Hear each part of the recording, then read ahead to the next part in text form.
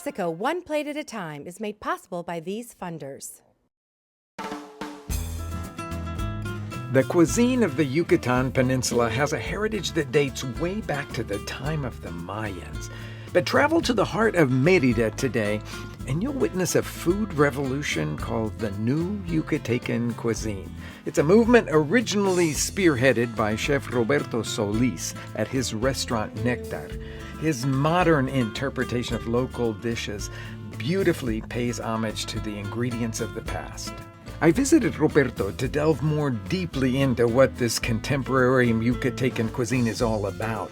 And we started with a dish you wouldn't necessarily expect to have become an incredibly popular signature: black onions. I've eaten them. I can say I've eaten them. That's why I wanted you to show them to us, because I think they're one of the most delicious things I've ever had in my life. So what's the first thing that you do? Well, the first step is get the white onions, cut them, and then we pass them through wheat flour. Just regular flour? Yes, Regular flour. Okay. Yes. Roberto coated those flour-dusted sections of onion in a dark tempura-like batter, seasoned with that traditional black ricotta paste to give it that inimitable Yucatecan flavor. Then he fried each piece in a deep fryer. The onion came out black and crispy and, well, not looking like something you'd really want to eat. You know, the thing that I love about them is they look like little charcoal briquettes. They look just like charcoal briquettes. Yes, exactly. They don't taste like charcoal briquettes. Roberto injected each crispy black onion with a little bit of chili-infused mayonnaise. Then he plated the onions on top of actual chunks of charcoal. This is the most delightful part of it, is the way you serve it on the charcoal. You look at it and you go, wait a second, what am I supposed to eat? So you have to kind of touch around. Some people like buy the charcoal. They will grab it. If it's a small piece, it happens, you know? So do I get a chance to eat one now? Because it's Please. like, now, you know me, my mouth is watering and it's one of my favorite dishes ever. Oh. This has a lot of the same satisfaction of really good onion rings. Yeah. But then you got the mayonnaise in there, and you got the spiciness of the Yes. black ricotta and all Yes, that, yes. and I'm enjoying every bit of that. I'm glad you like it. So that's a very modern use of a very traditional ingredient.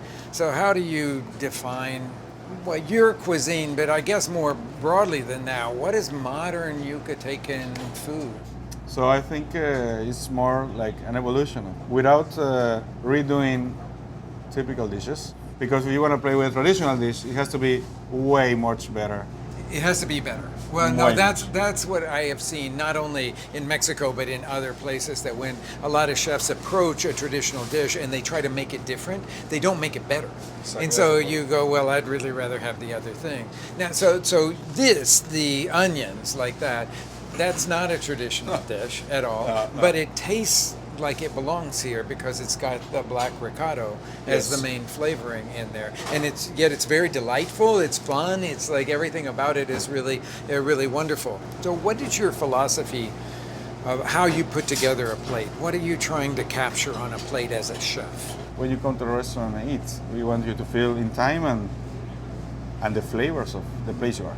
Not in Mexico City, not in Oaxaca. You're in the Yucatan, so you feel the flavors of the Yucatan.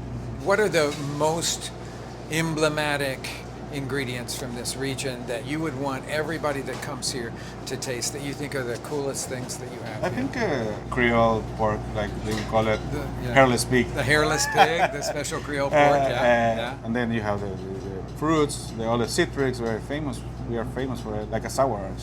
Just Sour juice orange it, is amazing. Basically, the traditional food, when it gets marinated, it gets marinated in sour orange. Sour orange. It seems like there was no other ingredient around.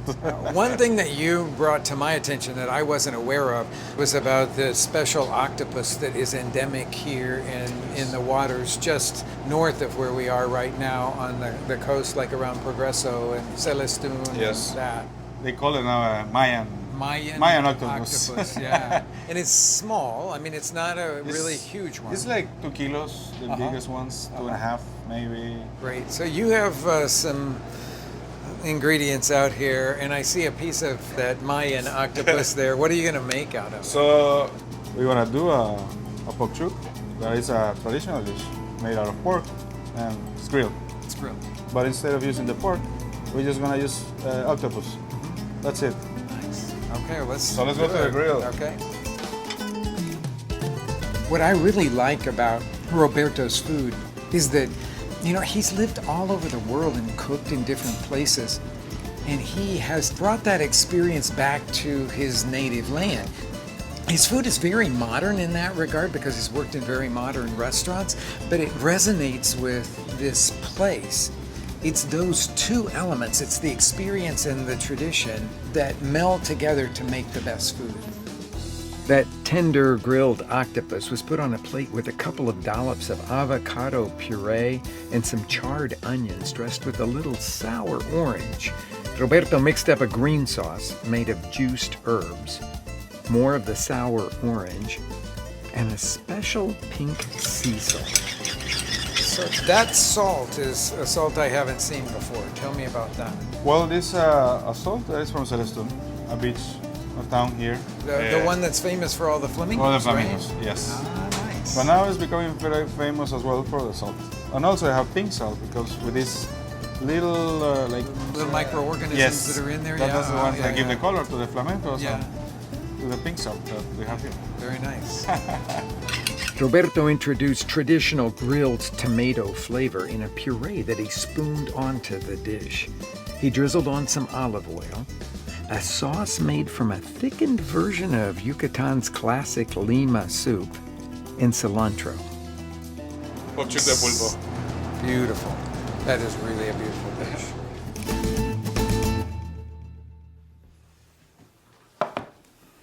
Octopus. That's not something a lot of people tackle at home, though there's no really good reason for that because it's actually quite easy to work with other than the challenge of what it looks like. Now, if the only octopus that you can find and you want to tackle this is one of these large ones, then you're going to have to go through several other steps. You're going to have to clean it like the small ones. We'll get into that in a minute. But then you're going to have to simmer it, just at a very gentle simmer until it's completely tender. With the little ones, it's straight to the grill, well, after you've cleaned them. So let's go step by step through that part of it. When you buy them, and I highly recommend that you buy the ones that say pre-tenderized, it just means that they're going to be a little bit more tender and delicious when you cook them on the grill. They will come with the heads already cleaned. So you want to stretch it out like this and then cut just below where the head and the body come together. So right down in there. Okay, I can feel this little beak that is in there. So I'm going to cut a little lower to expose that beak. And it's right there. That's what I want to get out. So if there's a hole in there, you know that the beak has already been taken out. If not, then just simply pull it out like that. The next step is to trim it up a little bit. I don't find any use for these little tiny thin tentacles at the very base. So I cut them off like that. It just makes it easier for me. Now this little small octopus here is ready to go onto the grill. Drizzle a little olive oil over the octopus, then sprinkle on some salt and pepper. Place the octopus over direct heat on a very hot grill. Flip them over after a couple of minutes, then close the grill and cook them for another 4 minutes or so until they're tender. Now you're ready to finish the rest of the preparations.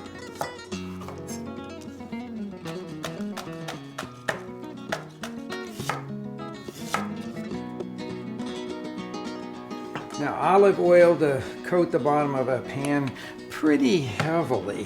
What I'm going to make to go with this octopus is a classic preparation that people serve with octopus. It's called escabeche. And you can kind of think about it as a warm or room temperature vinaigrette. That's why we start with the olive oil. We'll add some vinegar later. But then it's got all these different vegetables that are cooked in it and this beautiful resonant spice blend that almost makes it taste a little bit Middle Eastern, classic Mexican preparation. So we're going to start by combining carrots and hot banana pepper, what's called shkatik in the Yucatan Peninsula, and onion in the pot with the olive oil, and cook those until they are softening and beginning to brown.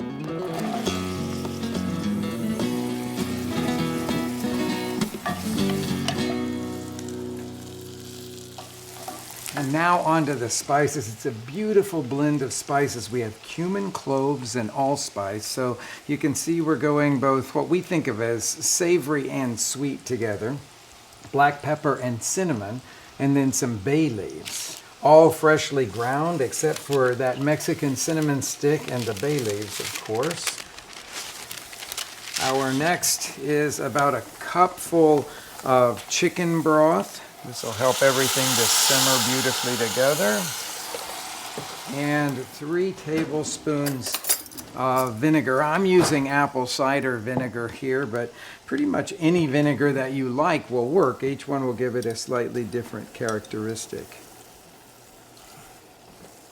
And now the salt goes into it. This is from Celestun in the Yucatan Peninsula. This always reminds me where I've traveled to and the things that I ate in those places. We'll let this simmer for 10, 15, 20 minutes, just gently. Then, of course, we'll take the bay leaves out. We'll take the cinnamon stick out, cool it to room temperature. And then all we have left is just to cut up the grilled octopus, combine the two, and we're ready to serve.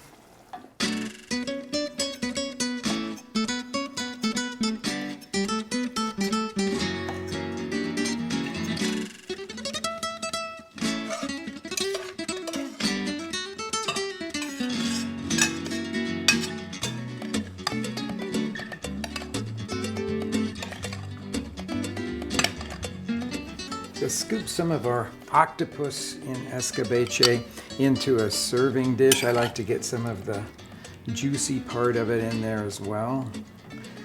Then it needs something a little bit fresh, I think, and places in Mexico that make octopus and escabeche use a lot of flat leaf parsley. And then I think it needs something crunchy to go along with it. So I like to break apart tostadas and just set those on the side of the plate like that.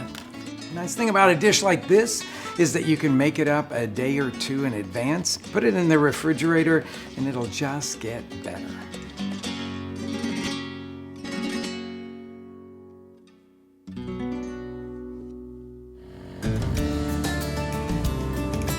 About 90 minutes west of Merida, at the southern tip of a protected biosphere, is the town of Celestun.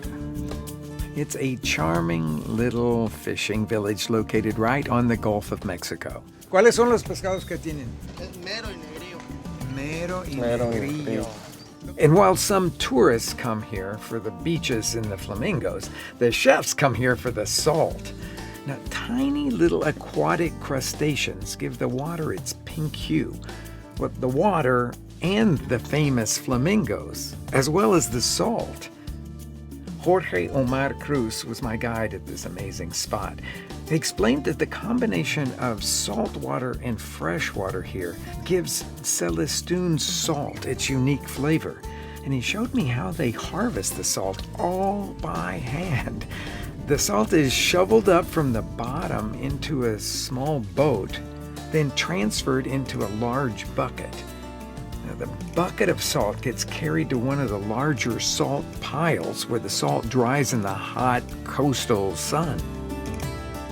It's incredibly hard work, but the result is a fantastic seasoning.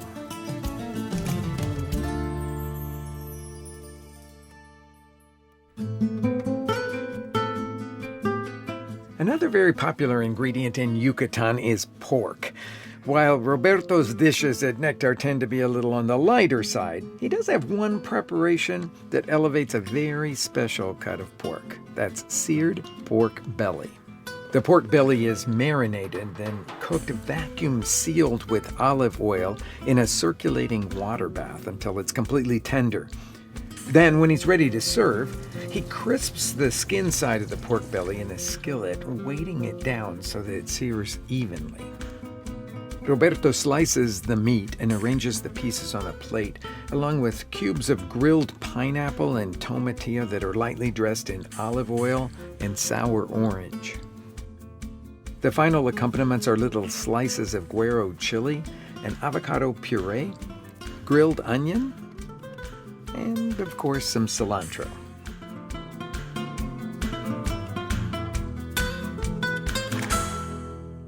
Now, I don't know if you've ever cooked pork belly before. You know what it is, right? I mean, it's just that section of what we think of as bacon, but it's not cured and smoked. It's just fresh. It's super popular in all the restaurants, but not too many people really tackle it at home. There's no real reason for that, I think, because it's just something that you have to braise like other meats that you might braise. And today we're going to start that off by making a red chili marinade with guajillo chilies. So I've got 4 of those that I'm going to take the stem end off of, open up, and then pour all of the seeds out of it.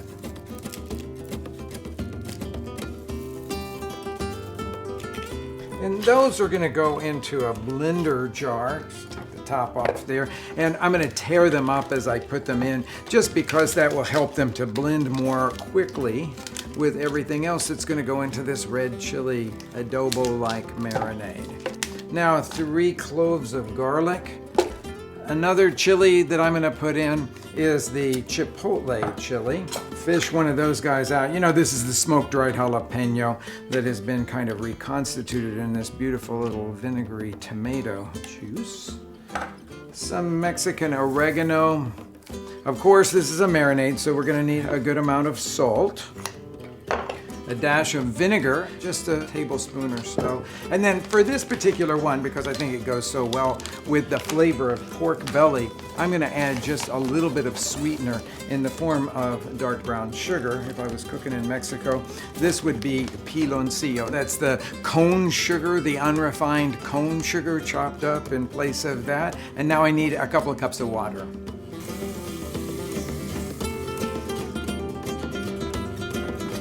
In that goes. Top goes on, and then I'm going to blend this until it's completely smooth.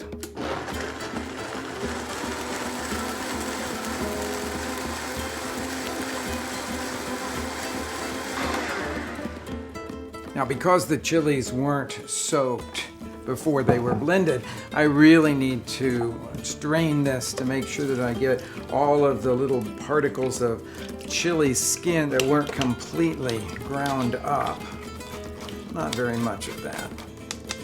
Okay, now it's time for the pork belly. Got it in the refrigerator here. And I've got it cut in these pieces that are about 6 inches long and about 2.5 inches wide. And I'm going to nestle them down into our marinade / braising liquid. All gonna fit in there. It's kind of a tight little fit. Put the top on, turn it on to high, and let it braise for about 4 hours. They've been cooking now for 4 hours and they smell really, really delicious. So I'm going to take the pieces of pork belly out of their braising liquid here, and I'm putting them onto a sheet pan that is lined with paper towels because I want them to be dry for the next thing I'm going to do with them, which is to sear them. Okay, so I'm going to put these paper towels here on the top and give them a little press. And then I've got another one of my sheet pans here with a couple of bricks on top of it, and I'm just going to press like that. So our braising liquid now goes into a container here. You can see that the fat is already separating to the top. It'll be so much easier to take that out after I refrigerate all this overnight. After the weighted pork belly has compacted its texture in the fridge overnight, chop up a large bunch of Swiss chard. Now take the pork out of the refrigerator and spoon off the fat that has risen to the top of the sauce. Next, heat the degreased sauce in a wide skillet while you work with the pork belly. Pour enough oil into a cast iron skillet to film the bottom. Then lay in the pieces of meat and brown them well on top and bottom.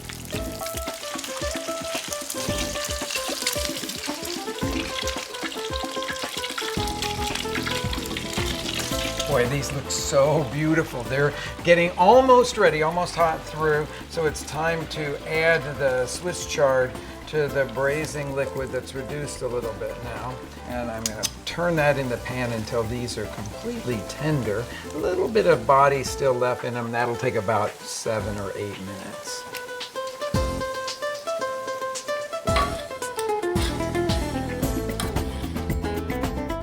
When the Swiss chard is tender, spoon the greens into the bottom of a wide serving dish, along with all of that rich red chili sauce. Now lay the pork belly pieces over the top, and strew the pork with sliced white onions and chives. Now that is a dish that will make people happy.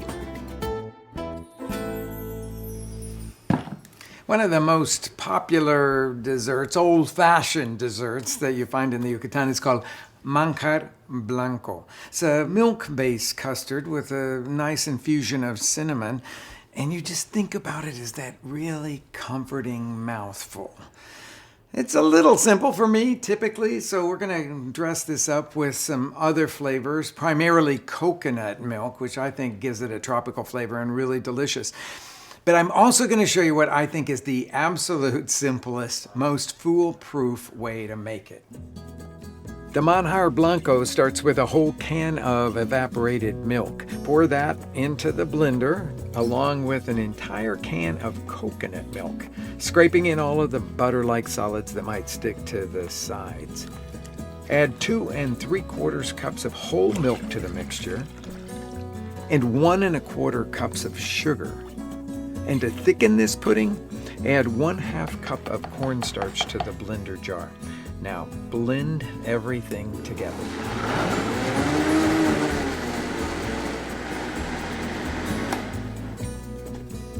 Now comes the cooking part of it. Pour all of this mixture into a deep, heavy pan.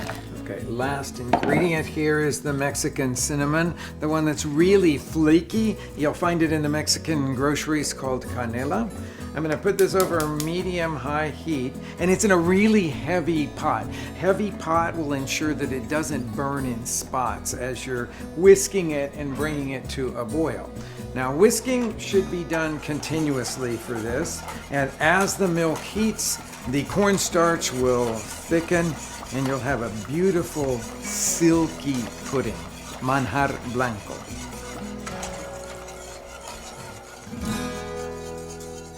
Okay, it has come to a boil. It has thickened.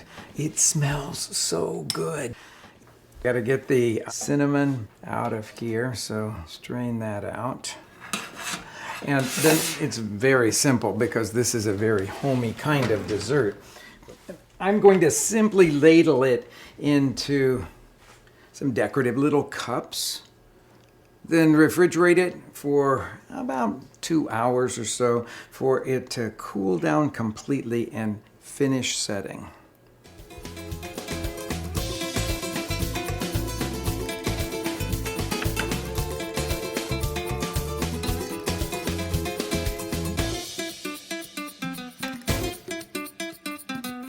Before it was time for dinner, I scooped the rest of the grilled octopus and escabeche into little serving dishes. And after the manjar blanco had cooled and set, I topped the cups with sliced strawberries and some mint. And the meal was ready to be served.